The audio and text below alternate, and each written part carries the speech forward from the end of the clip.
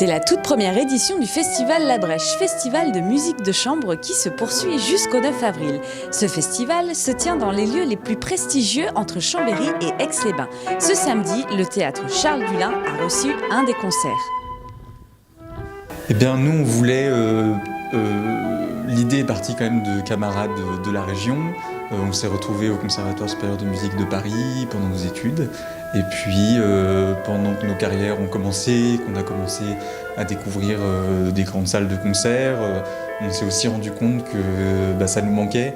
Le lien avec la région, on a grandi d'abord, mais aussi on a commencé à avoir des expériences dans parfois des festivals plus petits, où il y a un lien de proximité avec le public et aussi un temps de travail entre interprètes qui est vraiment plus enrichissant parfois que des grands concerts où on est transporté, on arrive la veille, on répète sur place et puis après il faut déjà repartir. Et donc on avait besoin encore d'aménager ce genre d'espace pour nous. Donc on a choisi la Savoie. On a choisi un nom de festival qui nous rappelait un peu sa géologie, quoi. Et voilà, on a créé une résidence, c'est-à-dire que tous les interprètes sont ensemble pendant 2 semaines et on organise 8 concerts dans le plus possible de configurations de musique de chambre. Et bien la musique de chambre, c'est donc tout simplement lorsqu'on est plus que solo, quoi, et quand on n'est pas tout à fait un orchestre. Donc il y a des sonates en duo, du trio, du quatuor, des petits ensembles, généralement sans chef d'orchestre.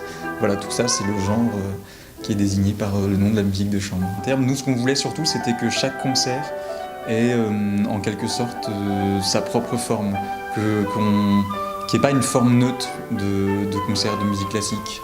Même lorsqu'on vient dans un théâtre, comme par exemple ce soir à Dullin, on s'est posé la question de pourquoi cette convention, pourquoi jouer à cet endroit-là de la scène, pourquoi présenter les œuvres dans cet ordre-là.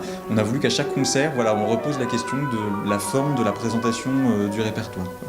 Donc ça a impliqué aussi de pas forcément se cantonner à des lieux qui sont normalement les lieux du concert, donc les théâtres. Évidemment il y en aura, on est très contents.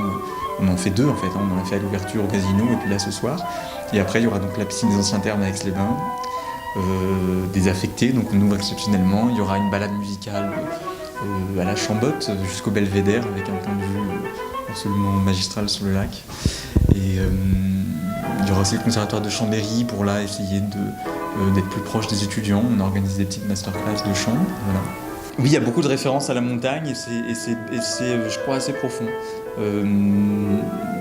Je pense on essaie pour parler de la musique ou du métier, on essaie de tirer des images de la littérature ou du langage pour essayer de décrire ce qui se passe dans l'expérience d'une œuvre. Et puis, on s'aperçoit parfois que des images de randonnée, de marche, de nature, des expériences un peu plus physiques en fait, ou des imaginaires un petit peu plus concrets. Nous on pense en tant qu'interprète que c'est quelque chose qui nous parle plus en fait, qui rejoint plus notre expérience d'interprète. Et je pense que la philosophie du festival ça a été de trouver une forme qui soit un peu réconciliée avec l'imaginaire avec lequel on travaille.